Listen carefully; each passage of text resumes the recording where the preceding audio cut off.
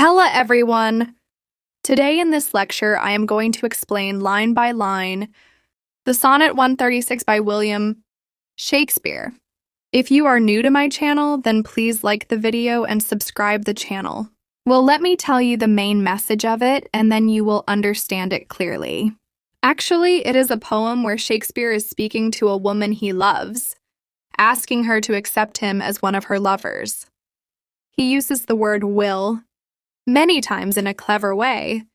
It means his own name, William, but it also means desire or wish. He tells the woman that if she already has many desires or lovers in her heart, she should let his will be added to them too. Even if she thinks he is not very important or treats him like nothing, he says he would still be happy to be something sweet to her, even in a small way. He just wants to be included in her life. At the end, he says that if she says she loves Will, then she must love him because his name is Will. The poem mixes deep love, emotional begging, and playful word tricks. But the main message is clear. He wants her to love him and accept his desire, even if it's just a little. Let's start it. If thy soul check thee that I come so near, Shakespeare begins by speaking to the woman he loves. He says, if your soul holds you back or makes you hesitate when I come close to you.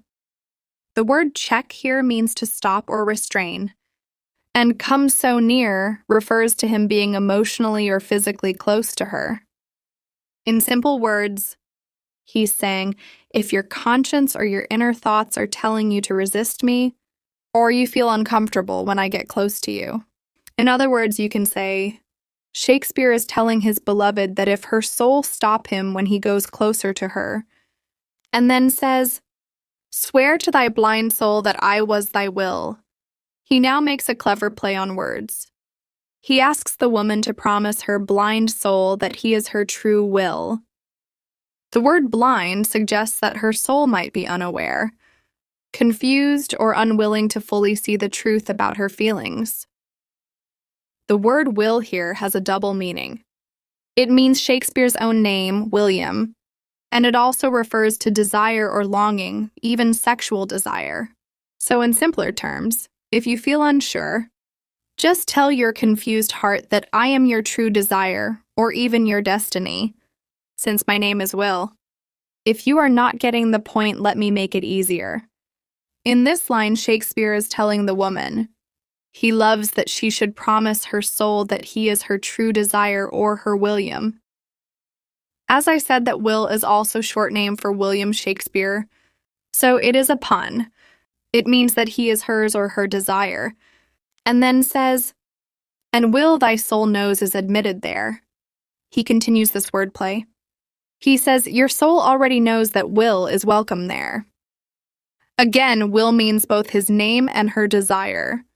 So he means, your heart already accepts desire. It already allows love or longing inside. He reassures the woman that her soul already knows and accepts will inside it. The word will again carries a double meaning. It represents both desire or longing and Shakespeare himself.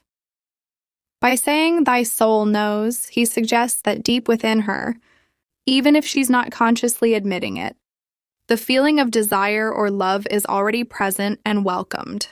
The phrase is admitted there means that this desire has been allowed entry into her innermost being.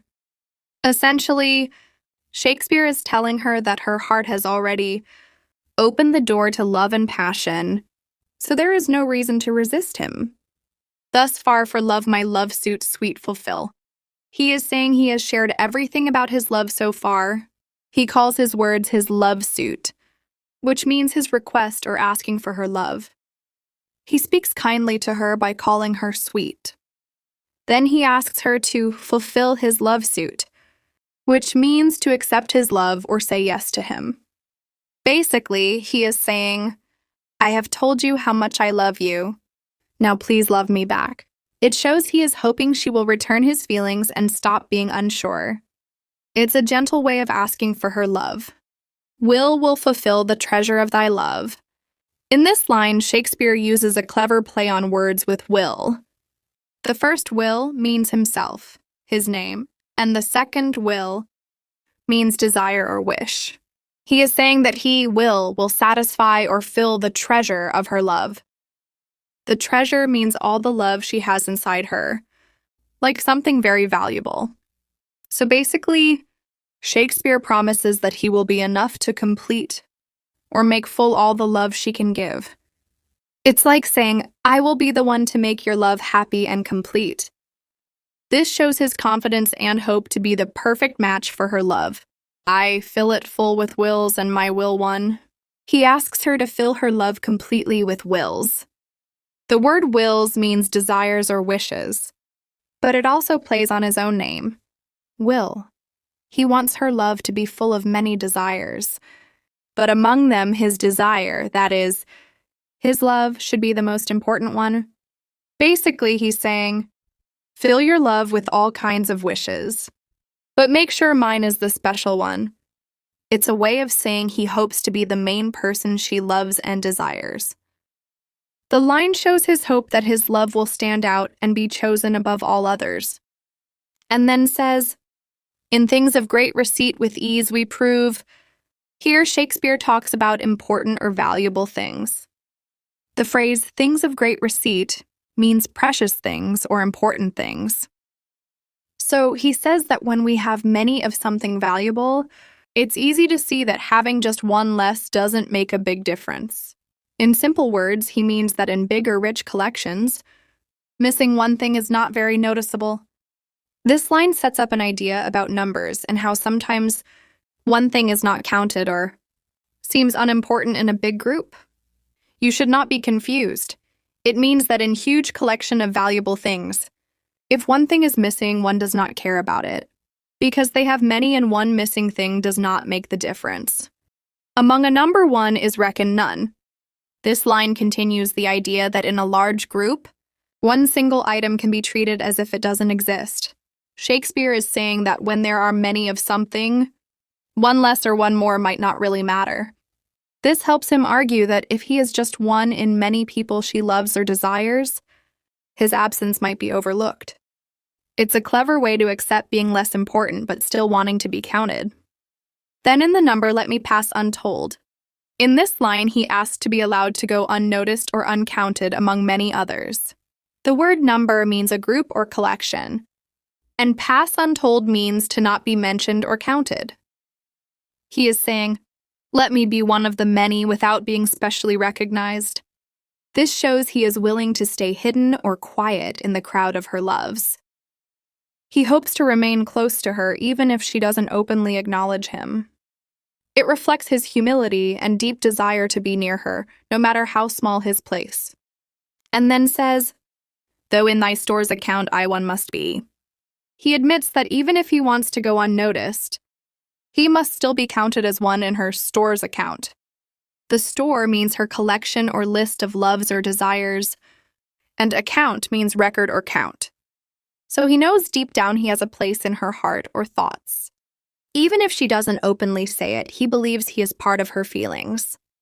This line shows his hope and belief that he matters to her, even if quietly or secretly. It expresses his desire to be remembered and included. For nothing hold me so it please thee hold. In this line, he tells the woman that she can think of him as nothing if that's what pleases her. The word hold here means to consider or regard. So he says, if it makes you happy, treat me as if I don't matter. He is willing to be seen as unimportant, just to stay close to her. This shows how deeply he loves her, even if she sees him as worthless. He still wants to be part of her life. It's a sad but loving way of saying, even if I'm nothing to you, please still keep me in your heart in some way, that nothing me is something sweet to thee. He builds on the idea from the previous one. He says that even if she calls him nothing, let that nothing still be a something sweet to her. In other words, he's saying, even if I mean very little to you, let that little still be something kind or pleasant in your eyes. It shows how deeply he longs for even the smallest place in her heart. He's willing to be seen as unimportant, as long as she has some soft or loving feeling toward him. It's a gentle, emotional plea to be remembered kindly, even if not loved fully. Make but my name thy love, and love that still. Shakespeare asks her simply to love his name, Will. He means that even if she cannot fully love him, she should at least love his name and the idea of him. It's a way of asking for recognition and affection in the smallest form. Loving his name means accepting him as he is, without complicated feelings. This line shows his desire for any kind of love from her, even if it's just for who he is. And then says, "And then thou lovest me, for my name is Will." In this final line, Shakespeare makes a clever and emotional conclusion. He says that if she loves Will, then she must love him, because his name is Will. The word will here carries multiple meanings. It's his actual name, William. It also means desire, and it plays on the idea of willpower or intention.